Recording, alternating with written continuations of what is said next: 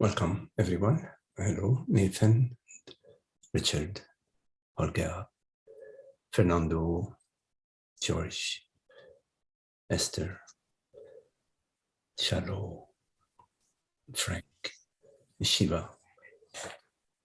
Welcome.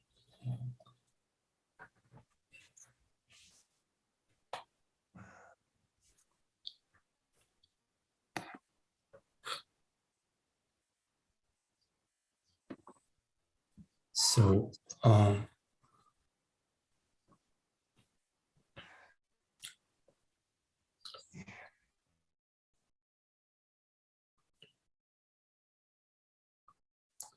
welcome yourself, welcome your experience as it appears to you.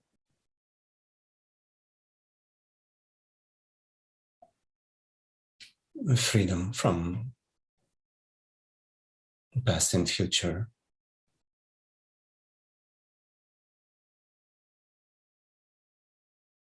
Freedom from concerns.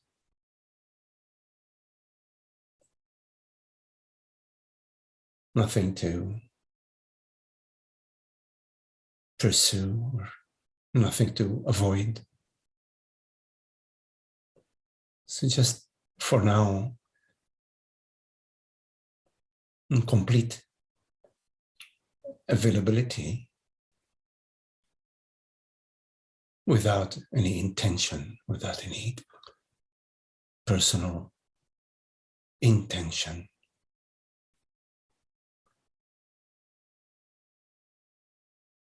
Is sort of abandon without a feeling of anything being abandoned.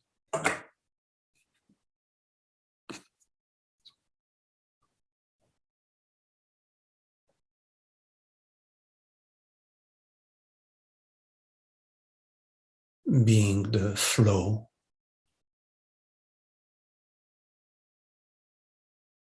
Without a need to understand, without a need to have a mind.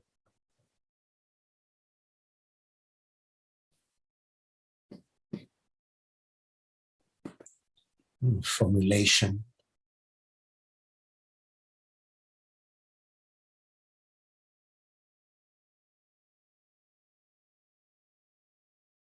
Being as I am.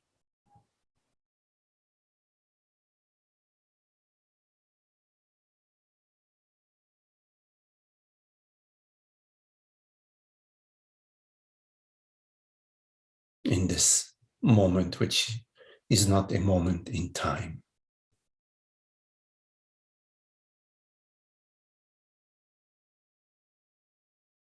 Rather, the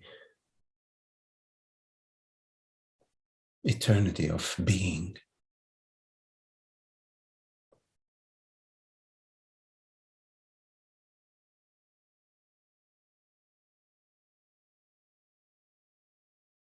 And in this eternity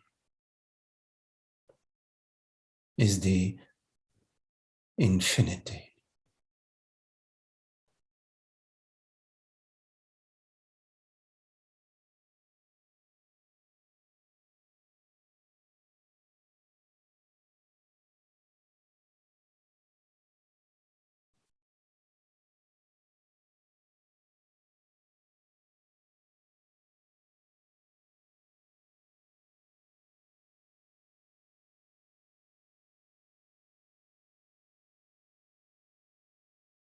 Without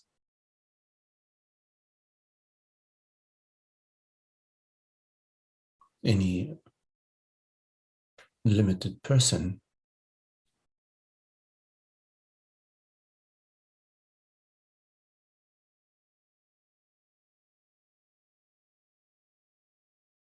The breath.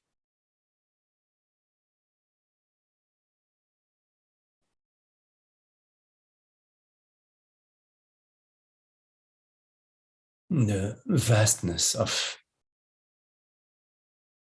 breath.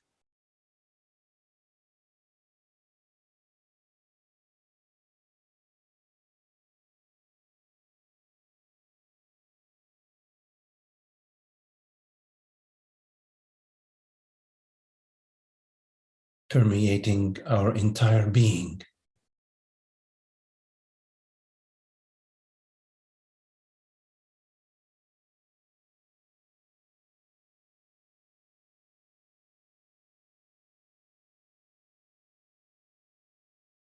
An expression of being.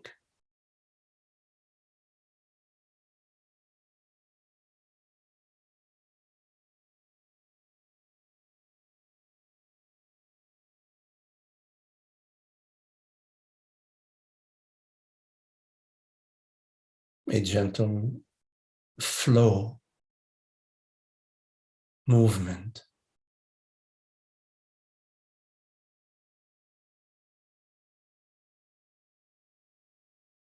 without anything actually moving.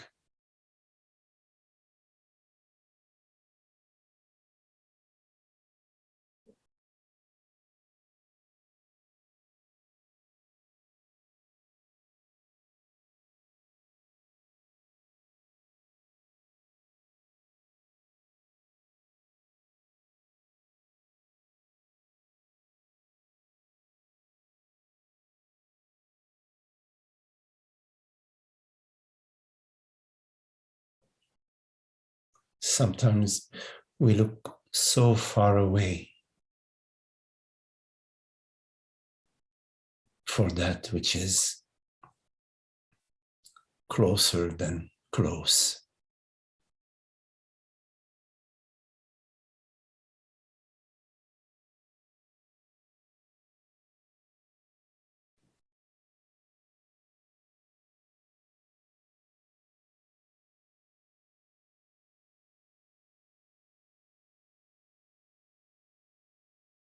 The mind always looking for something out there somewhere to figure out, to whine about, to hope for.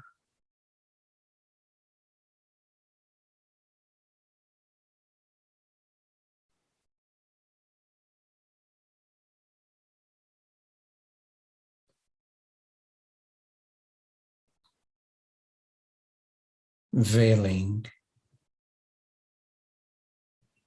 that in this moment all is well, as it is, whichever way it is.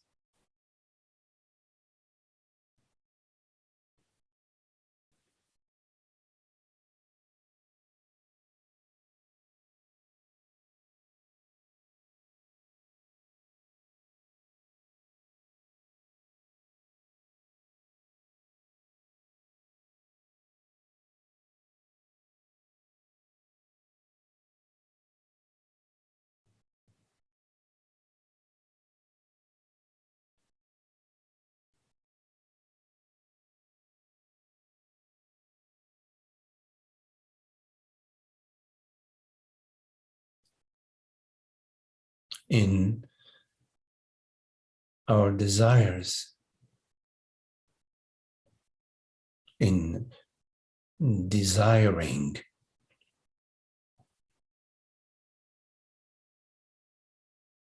we desire desirelessness.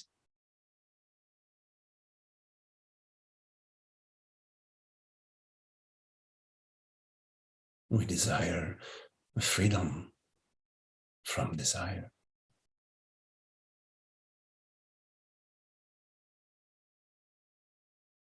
Our deepest desire is freedom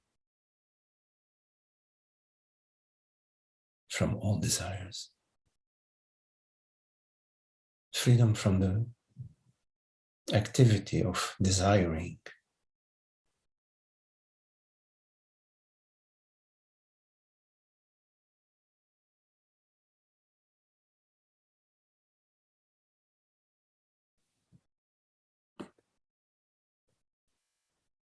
In order to desire, you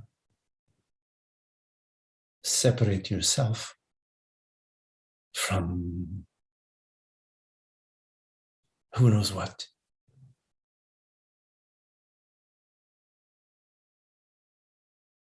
An imagined separation.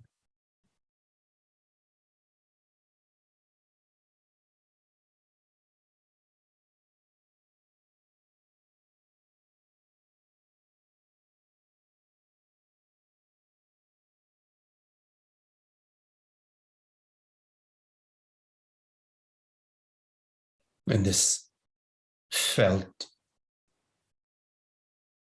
separation is your yearning for unification.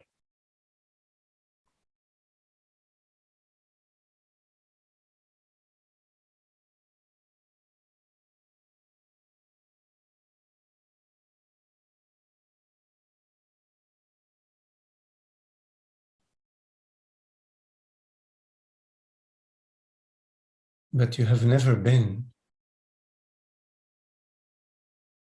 the separate self that you imagine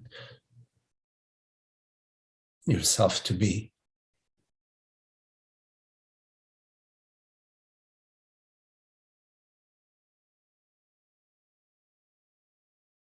You cannot divide the ocean.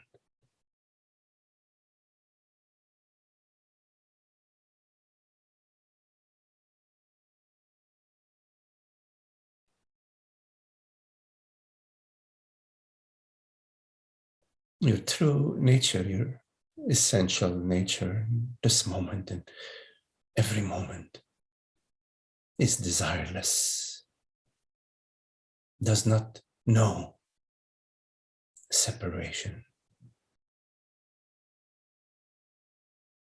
does not know a separate subject, separate object.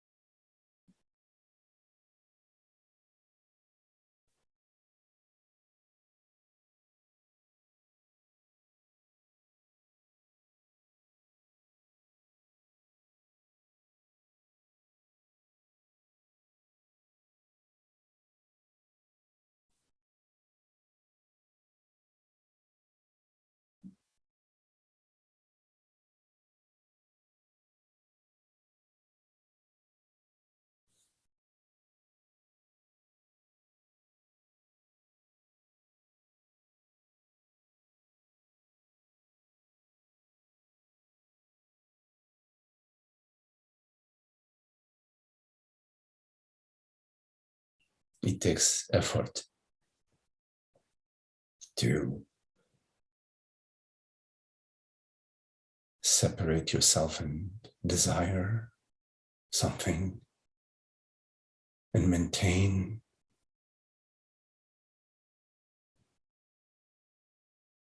the desiring subject and the desired object.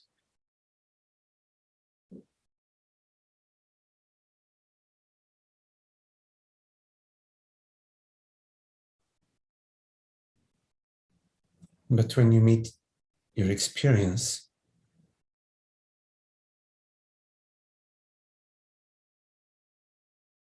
full,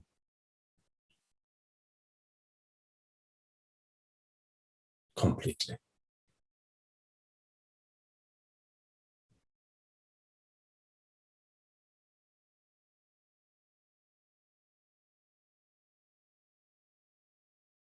nothing is lacking.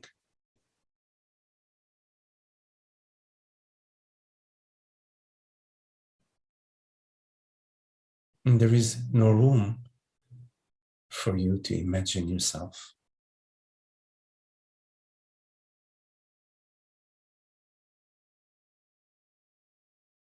in any way whatsoever.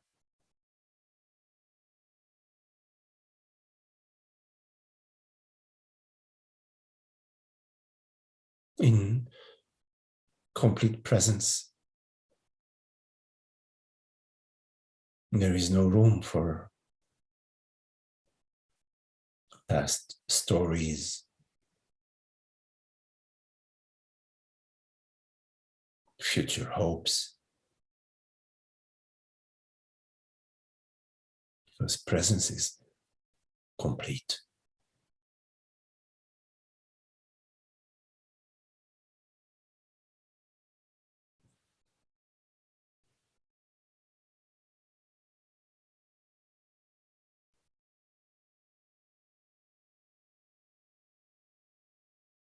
Sometimes the mind creates a concept, a caricature out of presence.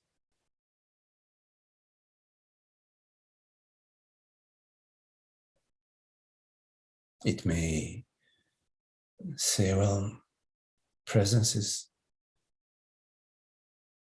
a good feeling, or it must look like this or like that.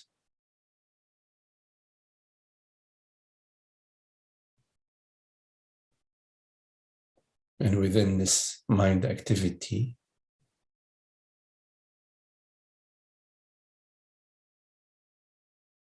presence is objectified as an object of desire.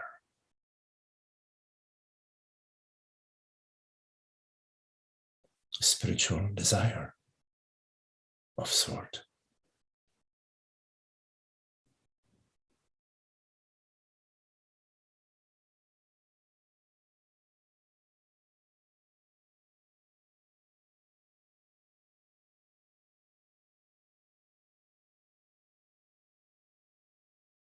Simply be.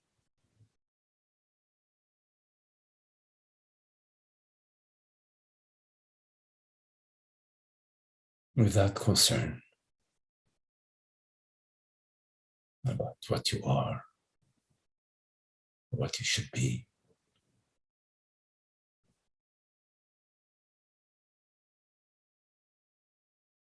Sort of a space between thoughts.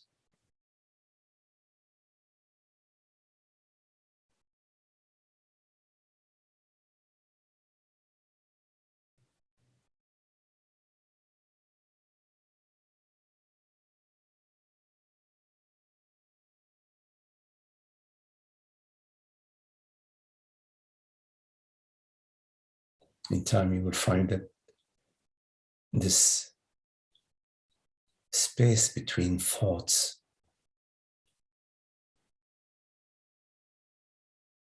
is there as well in the presence of the appearance of a thought or the singing of birds, the sound of rain or traffic.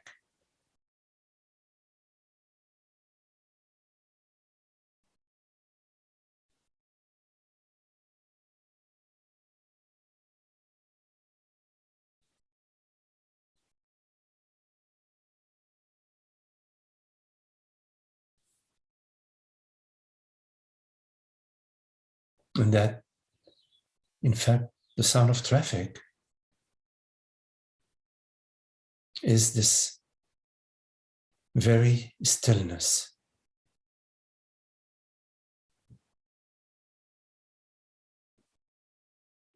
Taking on the form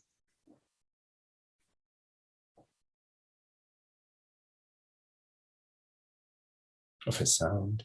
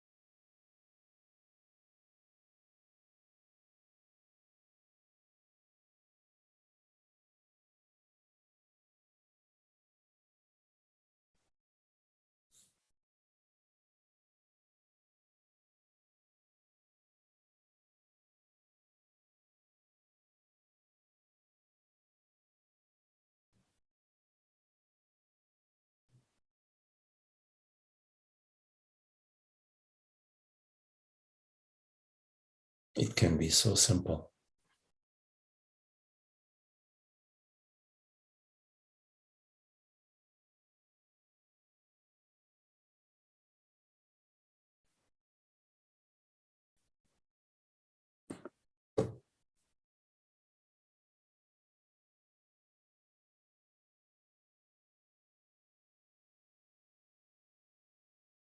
Uncomplicated.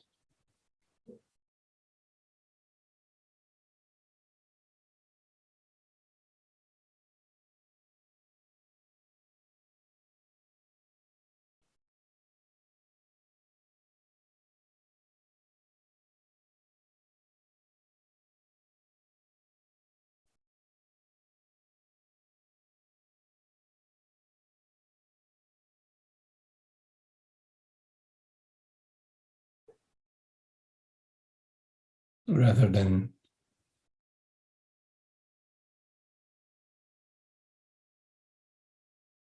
desiring and missing and lacking,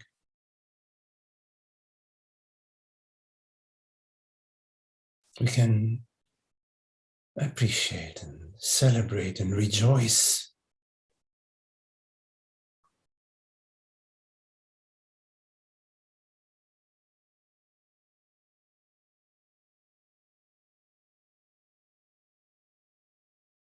To be a lovely garden,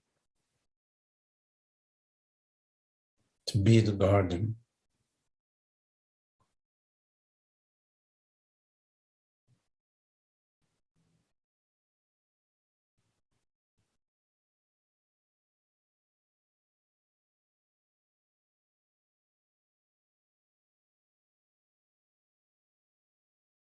without any gates,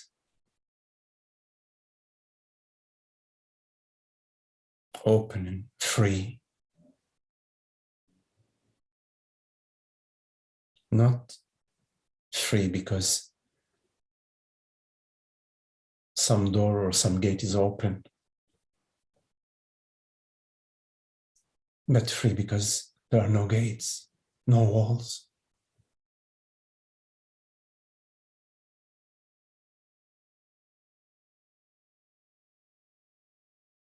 So that our life, every expression, is an expression of this causeless freedom.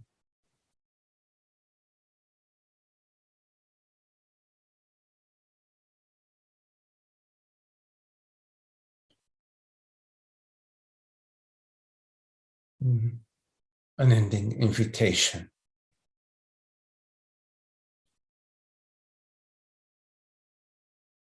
like the flow of a river, flowing. This is the beauty of it, the sounds of it, and how it nourishes. It nourishes the garden, it nourishes the farms, the land.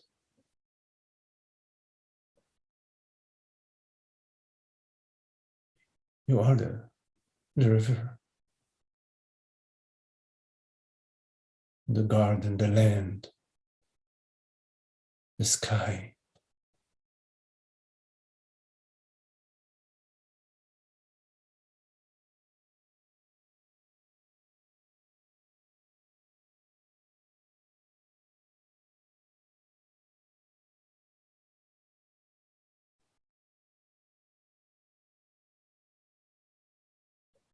Everything. You are everything.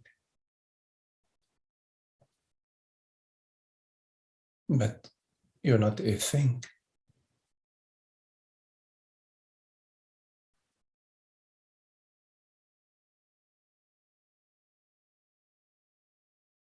You've never been an object.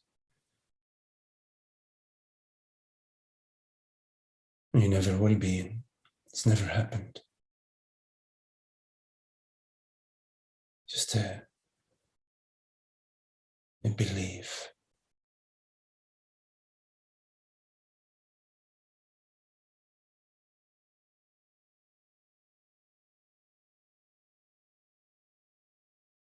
But here we are in this moment, complete freedom from belief, complete freedom from time. No separation, no story, no history. The joy of being, causeless joy.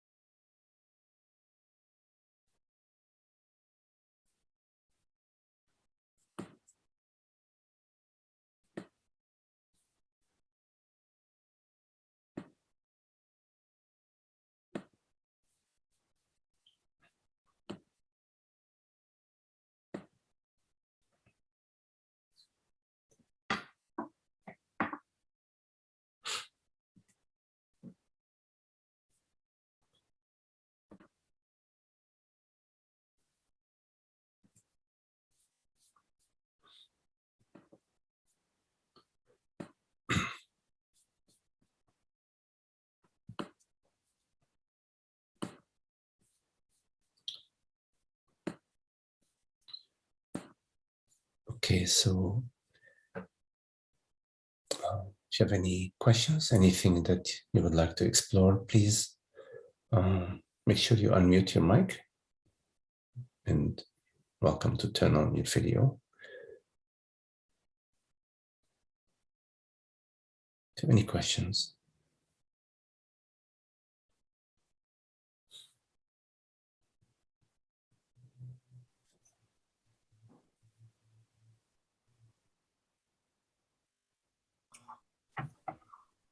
Hi, Magdi. Yes, hello, Richard. Hi. So much of what you said was wonderful today. And one thing that caught my attention, maybe is kind of abstract, maybe not. Could you maybe speak a little more about the idea of creation? Like, what I think I understand, awareness, not personal I, but the I, the awareness that is always aware of the universe, the cosmos around us. But can you maybe speak more as to what is creation? What do we mean when we say this, or when we hear this idea of creation? So, experientially, creation and perception, or perceiving, creation and perception experientially are this very moment. In this very moment, there is a perception. And this perception wasn't manufactured a second ago or a minute ago, and then was shipped over somehow to awareness, and then was perceived. So in this moment, there is perception, a new perception. Perception, and it's creation, the creation of the perception. Like this creation and perception simultaneously. It's not like there is a creative force, a creative aspect somewhere that has certain particular creative capacity, and then there is the perceiving aspect. We know experientially that perception is real. That which is perceived may be a hallucination, yes, could be. But still, even a hallucination, there is a reality aspect to it that perceives it. So in terms of creation, experientially, we cannot separate creation from perception. So it's creation, perception are in this timeless experience, in this moment of eternity. So in the creation and perception, because there cannot be a perception without creation, at least in the way we refer to creation, that something is arising. There is an arising. There is something perceived. Of course, there is perception, meaning awareness. There is awareness. But also there are objects of awareness. For example, right now, I perceive the screen, I perceive Richard perceives Magdi, etc. Yes? So there's an object perceived. So in speaking of creation, creation and perception, we're speaking about one topic. They're like two words, but in fact, they're actually one word. Is creation, perception. It's one word. What's the topic of this Zoom? I joined a little bit late. One moment, I'm hearing somebody. Then, okay. So I think that it's better to go. She asked a question, what is it about?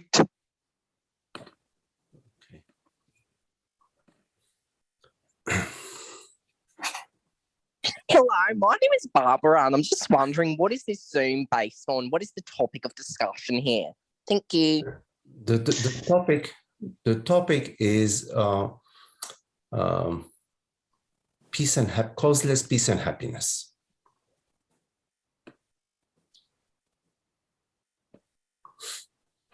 Okay.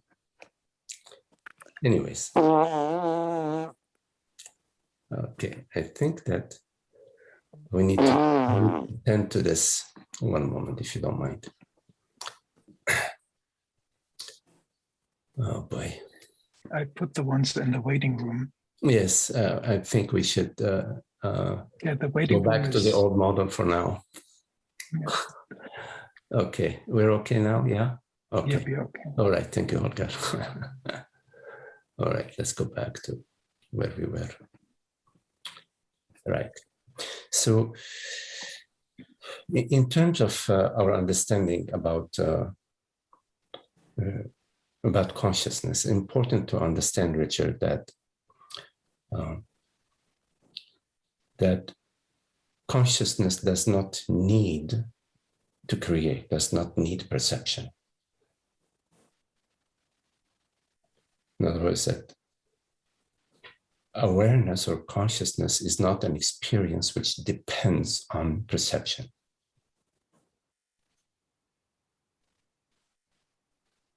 But I am aware, it doesn't depend on I'm perceiving the oak tree in the yard.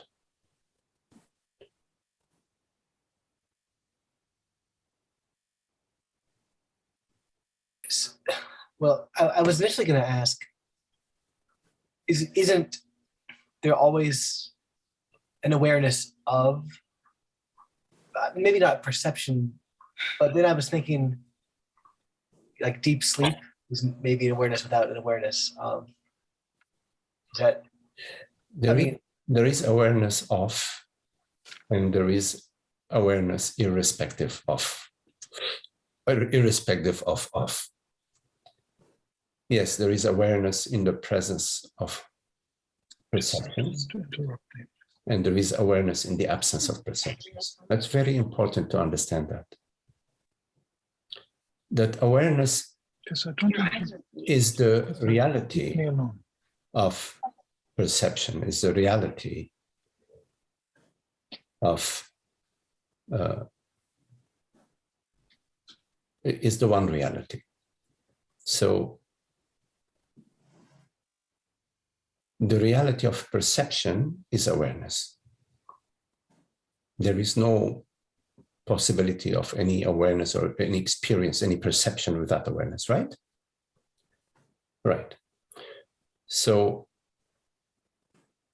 then we say, well, okay, so therefore I understand that perception requires awareness, but then does awareness requires perception? Do they go hand in hand? Is it possible for awareness to, I know that it's not possible for perception to be without awareness, but is it possible for awareness to be without perception? That's a good question. There are two things to understand. First, that there are different levels. The level of perception refers to the content of the mind. It's a level, it's a phenomenal realm, thoughts, perceptions, sensations. But awareness is not the level of phenomena. You don't experience awareness phenomenally.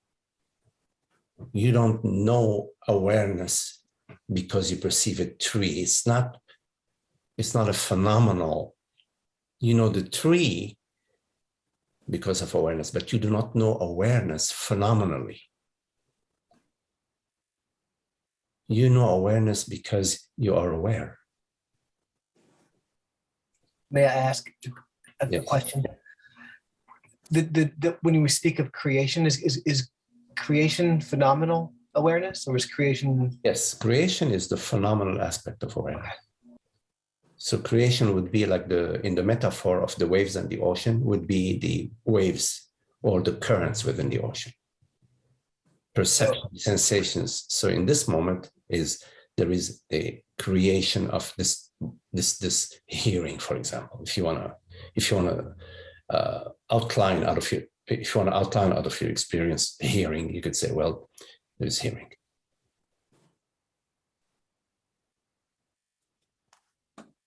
But awareness is not phenomenal.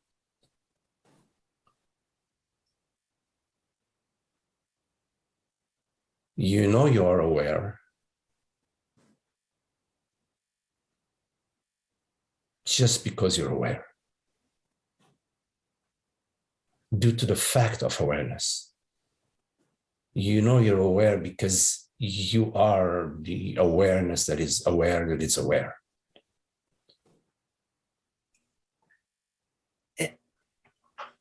And that's non-perceptual. It's non-perceptual phenomenally. Sure. No, it's non-perceptual phenomenally. It is, but yet it is knowable. It is knowable non-phenomenally. It has to be, right? Because you know you're aware, right? Right. You don't know you're aware because you're talking with Magdi. You know you're aware. Well, ask yourself right now, how do I know I'm aware? How would you answer that?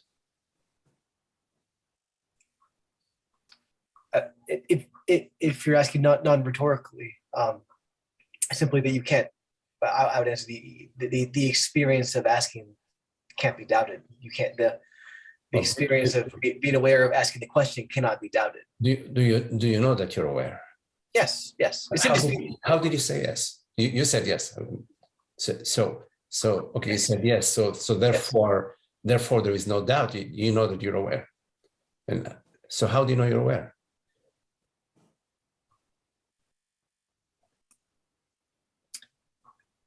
Before I'm asked the question, I think is different than after I'm asked the question.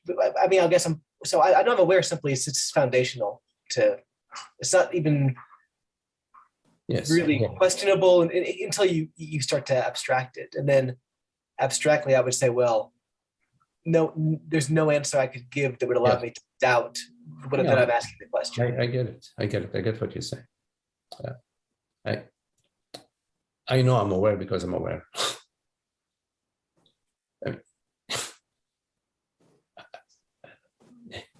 It's the evidence of awareness is speaking. It's blatant. So I know I'm aware because I'm aware. Now I know I'm aware of the oak tree because there is within my perceptual field an oak tree, or within my imaginary, for example, I'm imagining an oak tree in the yard. So now I'm aware of an image, of a thought about the oak tree, right? There are two different experiences. The first one, I'm aware that I'm aware, I know I'm aware, is no oak tree, there's no object, there is no memory, or there's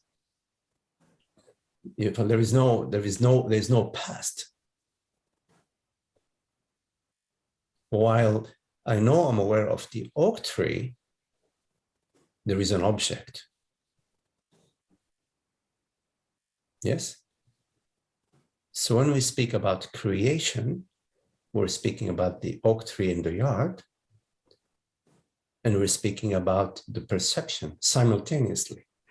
There cannot be an oak tree in the yard without perceiving it, whether you're perceiving it via the senses, or whether you're perceiving via thought, via imagination. It's still an objective, it's still at the objective level. So to know that I'm aware, that knowledge is non-objective, is non-phenomenal, and is beyond any doubt, right? Oh, you're muted, I think, Richard, yeah.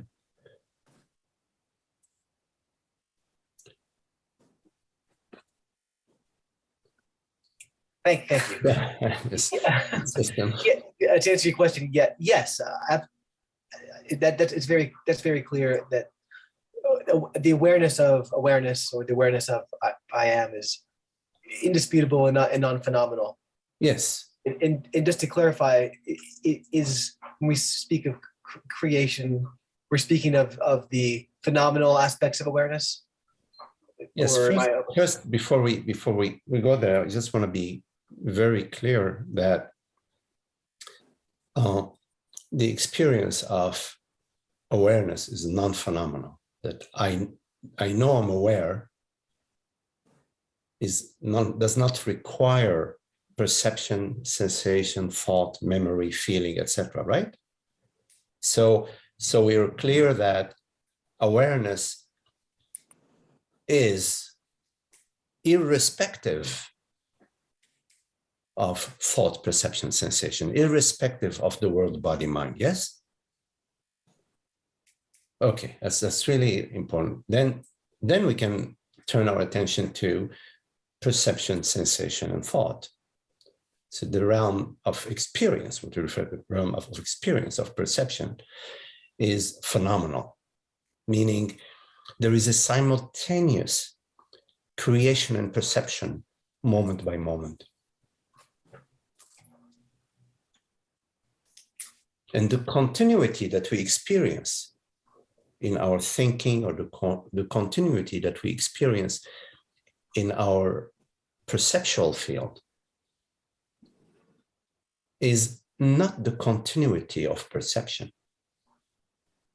It is the continuity, or the eternity of consciousness, of awareness. In other words, if you consider the metaphor of the ocean, the continuity of the waves, you experience the continuity of the waves, is not because in fact the waves are continuous. It's because their reality, which is water, they share the same reality. As a metaphor, all metaphors have their limitations. So in ignorance, we attribute reality to perceptions. We attribute reality to the world, to countries, to people, to thoughts, we overlook the reality of consciousness, of awareness, and we attribute reality to the world, body, mind, which are constantly changing. Right? Your thoughts are constantly changing. The world is constantly changing. The body is constantly changing, right? Yes. We attribute reality to that which is phenomenal, meaning constantly changing, and we overlook the reality of awareness. That's the confusion. It's a crucial confusion that obstructs our understanding, is in the way of our understanding. It's in the way of the peace. Because when we attribute reality to impermanent phenomenon, and we attribute reality, consciousness as a phenomenal, we say consciousness is phenomenal. Consciousness is the body mind. When we make that attribution, then we experience the sense of lack, the fear about the past, the future, the fear about dying, the worry and the concerns,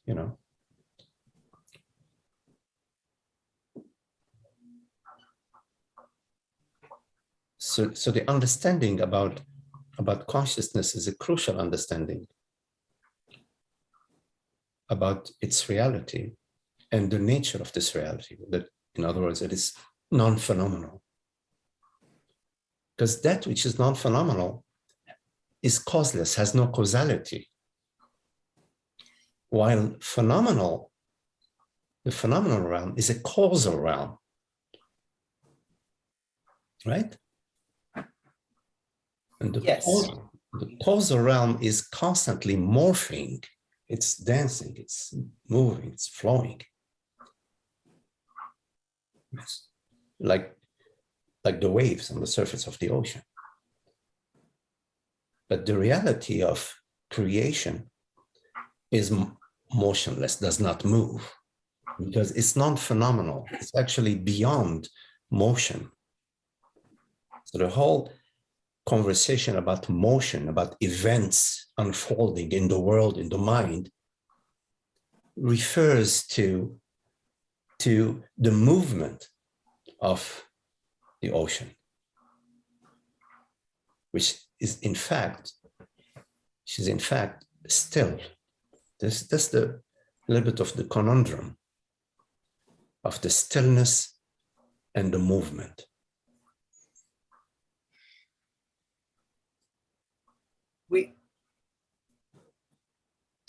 I understand and agree as best I'm able to. Meaning I think I understand what you're saying, that and I don't feel I'll say that the phenomenal is dependent upon awareness, and for phenomena depends on awareness. Is it? Can we? I'm just trying to. I don't know if this is helpful or if I'm going to stoke down like a rabbit hole, but it seems that our awareness of phenomena, the experience of awareness of phenomena is a real awareness. We're really aware of phenomena, even though they themselves are not real, as awareness is real. Absolutely. Yes. There is the reality of perception is always there, which is awareness. So yes, in no way am I trying to imply that the world is not real. Right. No, the world is real as awareness. The mind is real as awareness. The body is real as awareness. Yes. So like in your night dreams, there are all sorts of experiences, right? Sure. And these experiences are real as you, the dreamer. We cannot say, oh, no, they don't exist. The dreams do exist. They have a reality, but their reality is not independent. There isn't an independent reality to the world outside of the reality of awareness. Right. So once you comprehend, there are two things you need to comprehend. First, that consciousness/awareness is real. Yes? Yes. And second, that there is one reality.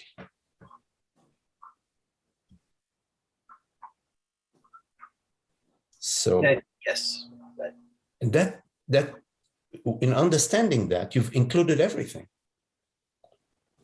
Because in this understanding, there is nothing within this understanding that is saying yes, but there is an exception, the world. Let's exclude the world.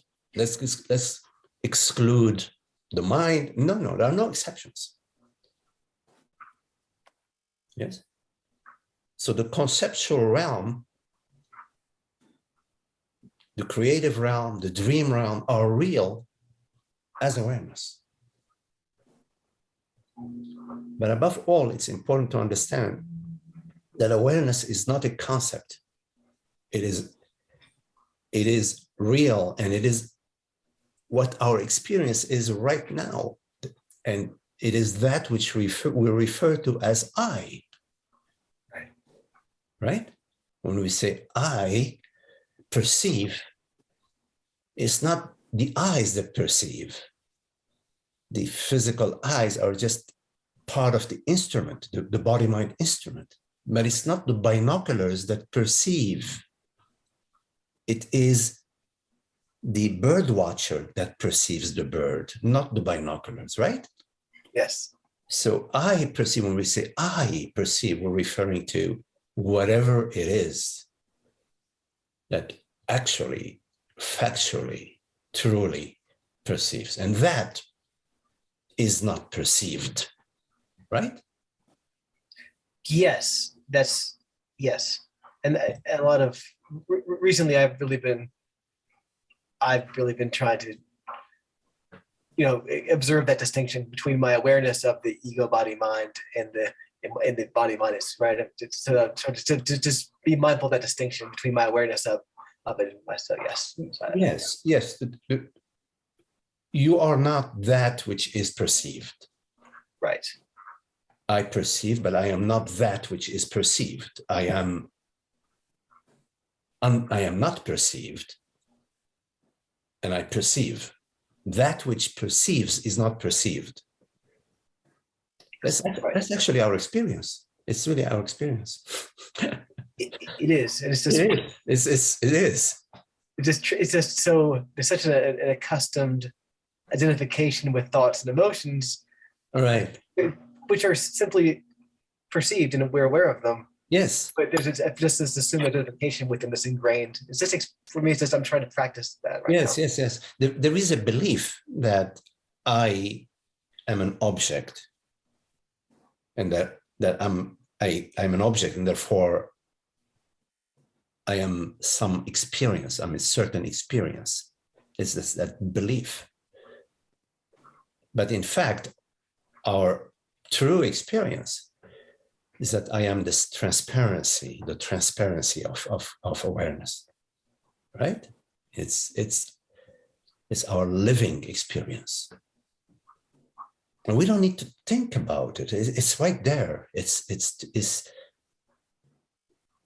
right there, that there is something perceived, but I am not this something that is perceived.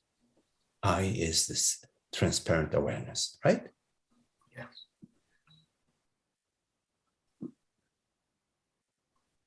So yeah, please review this tape, because there is a couple of important points that were made here that are that may be helpful. Yeah.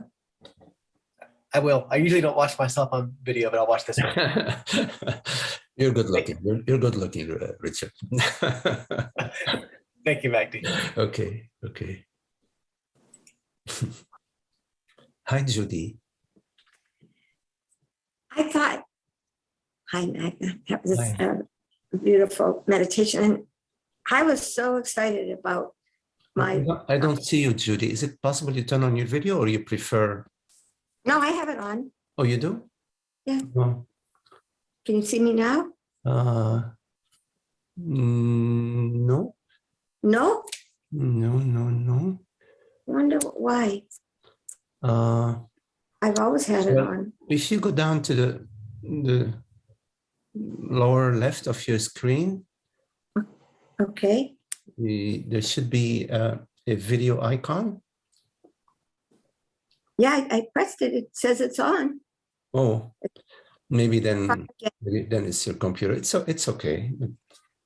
I don't think it's on my end. No, but it's okay. So go ahead, Judy. Is it on now?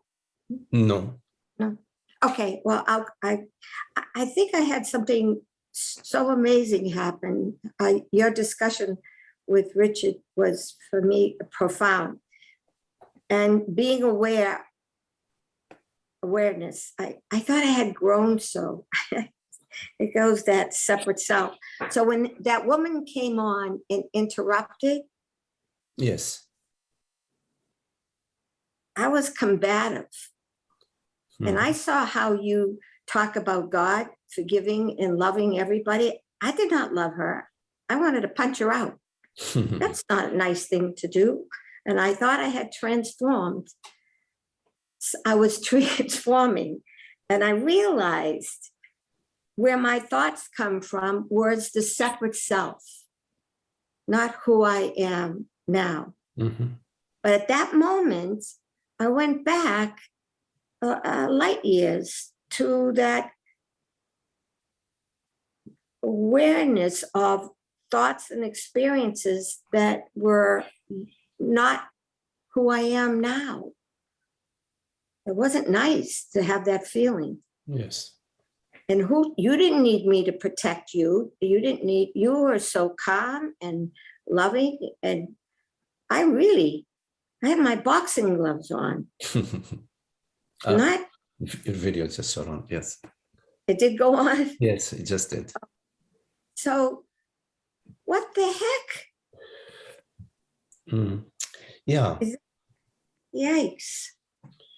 Well, I mean, it's a good thing to see. I mean, to see some aspect of ourselves that are sort of like below the radar. You know, there are occasions that arise in our life, and they trigger in us some aspect of ourselves that it's good to see. You know, this sense of me versus them. You know, oh, how dare they disrupt this beautiful meeting? How dare how do they dare to come uninvited and make this noise, etc. You see, so to see that, because that's also separating myself from what is because in fact, you know, everything is universally unfolding, including thunderstorms, including volcanic eruptions, including wars, including disputes, you know, in relationships, etc. All of that is unfolding in the universe, and it may appear within my space, right? So how do I meet it? How am I in this moment? You see, so we may experience the sense of outrage or the sense of anger or fear that arises, and we want to get rid of that. We feel, oh, I shouldn't be like that. No, this is an arising. To notice even the arising within the body, to be just a simple arising, a neutral arising, while I am just as I am.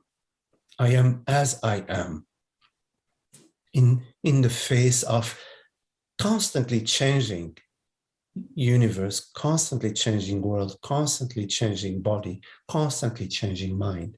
I am the transparency of being, you see. So it takes a while to sort of, for that understanding to sink in, both at the understanding level and at the feeling level. It's very important that the understanding unfolds at both the understanding level, at the mind level, and at the feeling level, at the living level. So when it unfolds at the feeling level, then your feeling state is peaceful. Is peaceful, not meaning there are no feelings that arise, but the ground, there is a ground of peace that's permeating your experience. And the reactivity becomes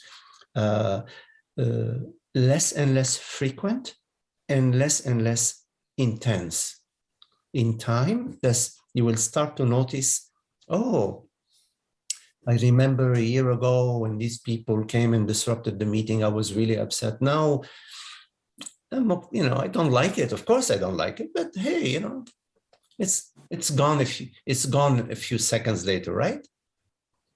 It took us a few seconds to, okay, what to do, which button to press to restore, the meeting how we like to conduct it, But I want to say one more thing.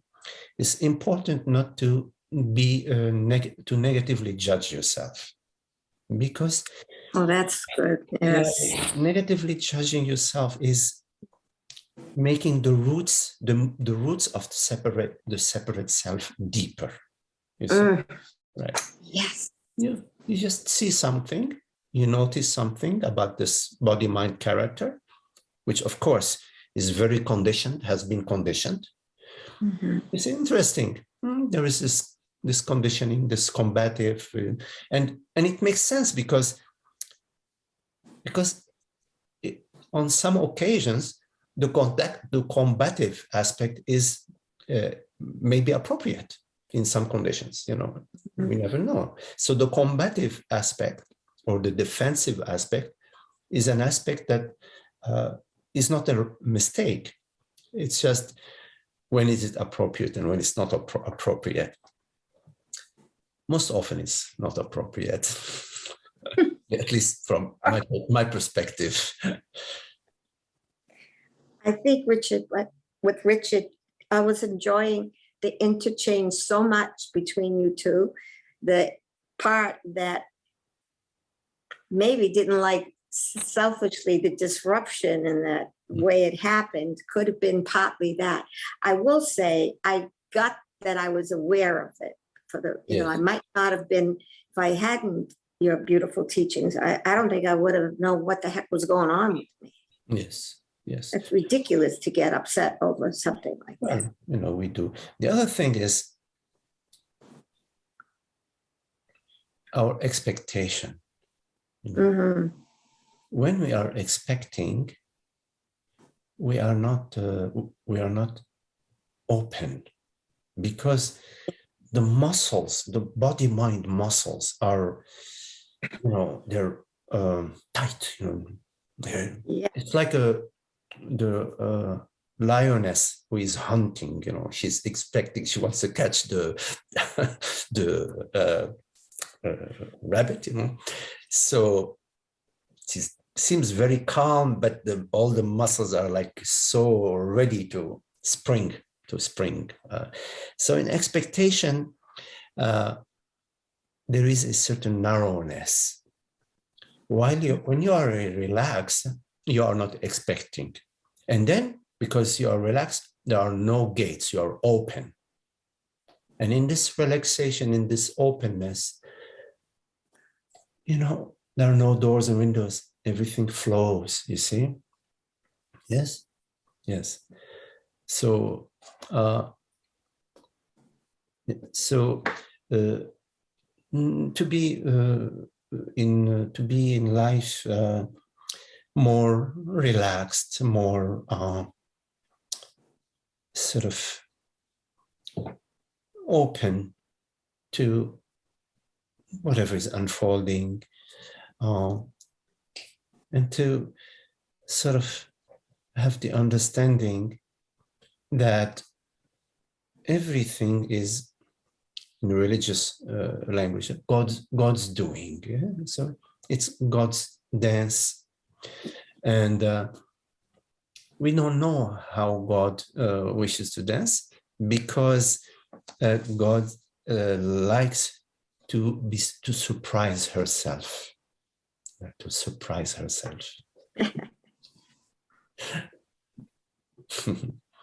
right? Because, you know, it's like it's playful. The surprise aspect is playful. Mm.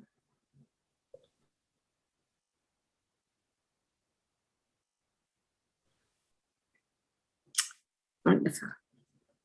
Okay. Okay, Judy.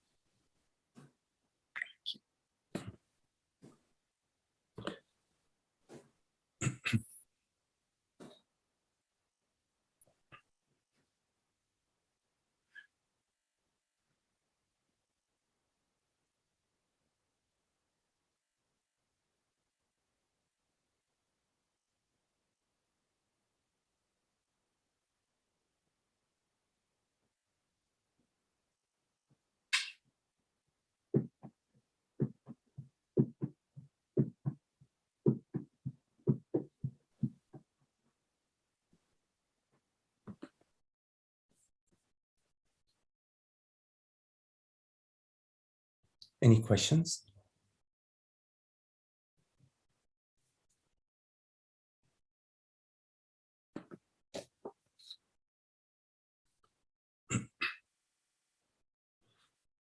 Oh, okay, Patrick, let me see. I'm gonna try it. Okay, now. Oh, yes. Hello, Patrick. Yes. Hi. Hi, Magdi. Yes. Hi. I just wanted to add something to the previous conversation, because I teach high school, and so I deal with that type of immaturity all the time. And one of the things that helped me from going from reactionary to empathy is to realize that because we're all the same, we come from the same source, that if I were to exchange human bodies with these kids, I would be acting and behaving the exact same way. And so if I was Tara, if I could trade lives, or whoever the person that interrupted, I don't want to get the name wrong, but if I was that person, instead of being a spiritual seeker, I would be calling in and being disruptive towards it. So yes. Yeah. Anyway, I just wanted to add that because it's been helpful for me. Yes. Yes, we've all been, you know, everybody and everything, and in a way we are everybody and everything. Yes.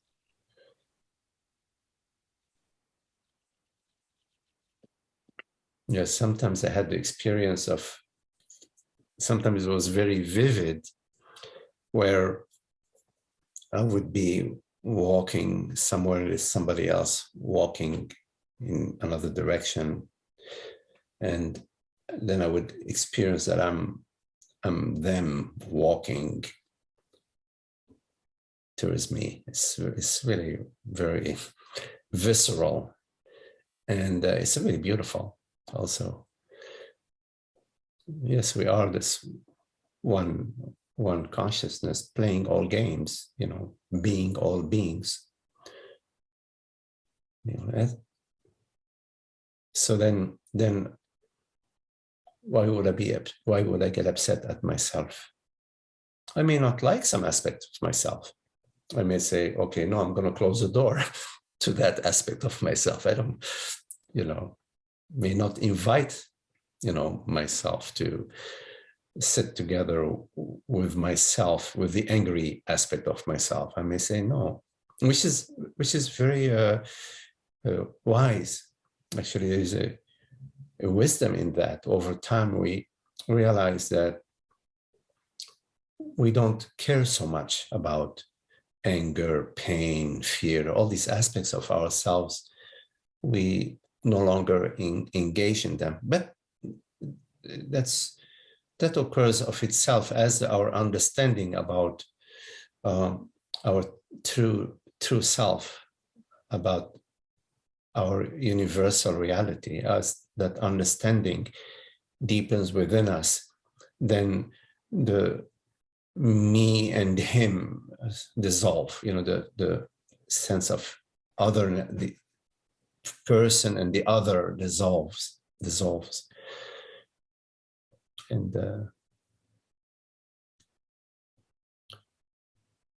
so then it's not possible to do the blame or the anger. So you teach, what level is you teach in what grade? 9 through 12 I teach. Oh, okay. Yeah. Years I ago, used to. yeah. No, I was going to say I used to teach in college, and so Yeah. it was quite a challenge to go to high school from college. Yeah, because I taught in college years ago. I was teaching, undergraduates, but it was fun. I just didn't like the curriculum was so restrictive. You had to sort of stick with the curriculum, and I didn't care much for that. I like to sort of be more creative, and after a few years, I left that. Anyways, maybe with younger kids, it's more fun. Yes, thank you, Magdi. Okay, yeah, thanks for sharing. Nice to see you. Yeah. Hi, Magdi. Yes. Hello, Nathan. Hello. Hello. First of all, thank you so very much for today's meditation and the exchanges with everyone. And I think the beauty of it is whatever you say to this person or that person, which are no persons, it's always answering me as well at the same time.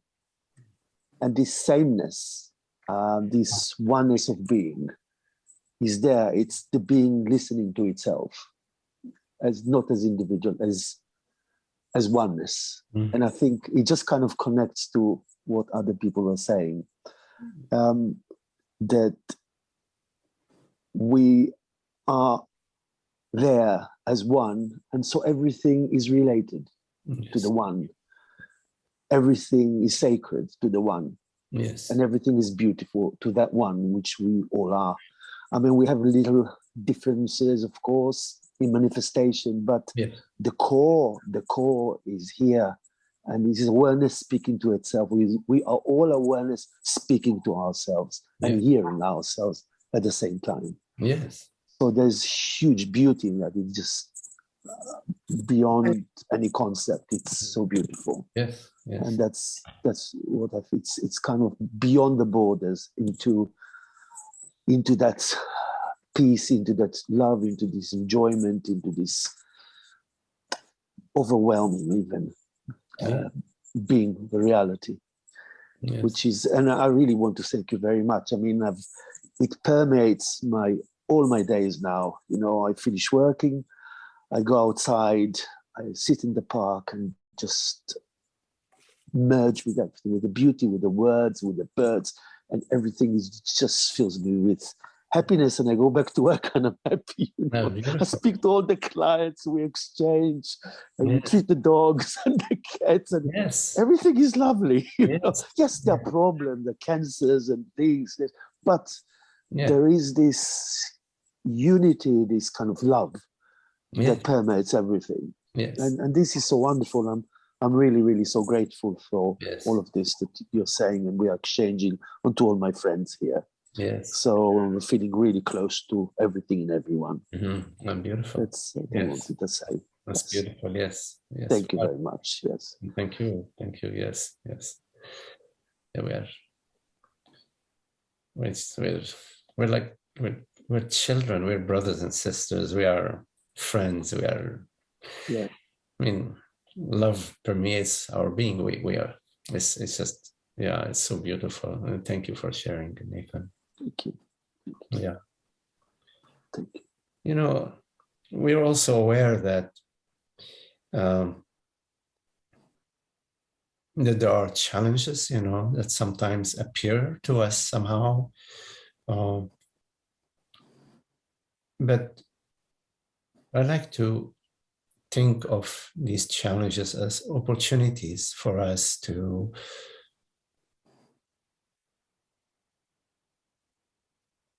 towards our freedom, which is the one freedom there is, the only freedom there is. It's not a personal freedom. But somehow these opportunities are available for us to navigate through our belief systems, to somehow, maybe to a certain extent, become freer from our luggage,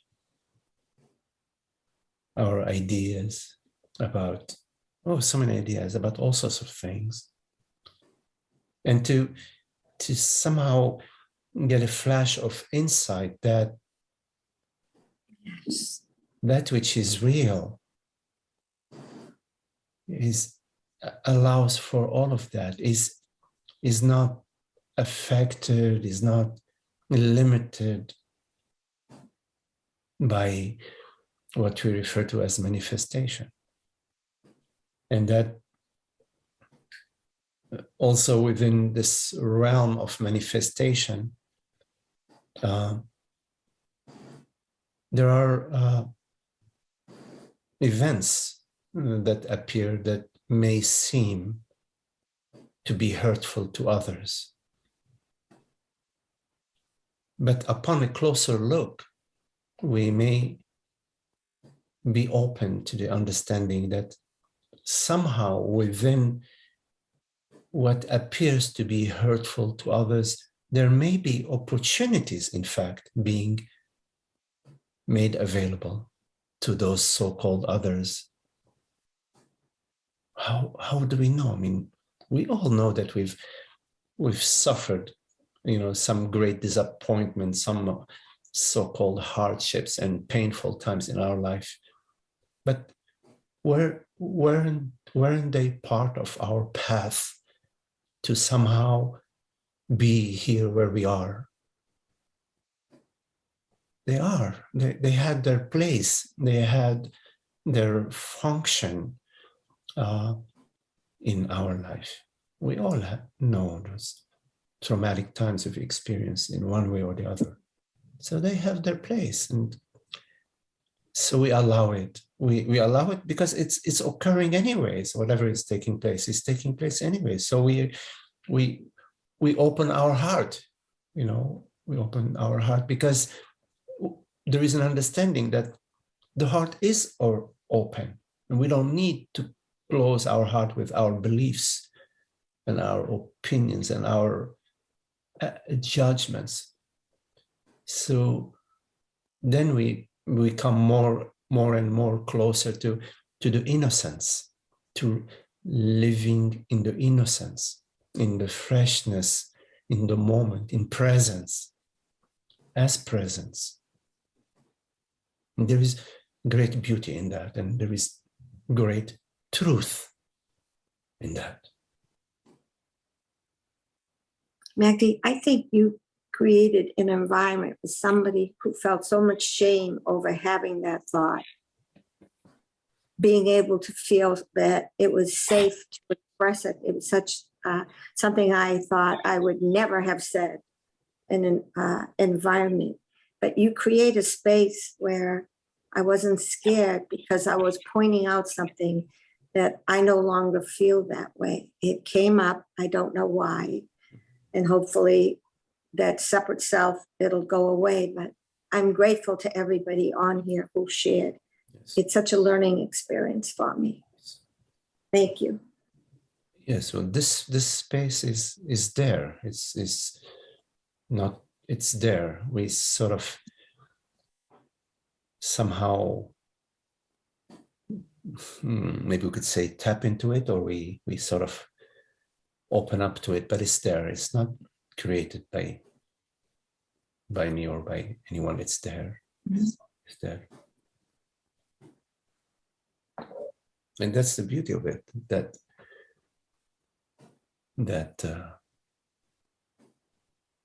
we don't need to go far. It's right here, right there, the spaciousness of awareness, of presence, of love, of understanding. You know, the open heart, it's our heart. It's not, it's that which we are. Yes? So that's what we say yes to. We say yes to this recognition. It's a recognition, an inner recognition of our reality, deeper than the movements of the mind. Yes? And that's what we love. Thank you all. Very lovely to be with you all. Nathan, hello Trish, hello Julia, Richard, Frank, Patrick, and Judy, Holger, John, Isaac, Jackie, Marga, and my sweetie Tara. Thank you all. Thank you, Maggie. Bye, everybody. Thank you. Thank you, Maggie. Maggie. Thank you. Thank you. Thank you all. Thank you.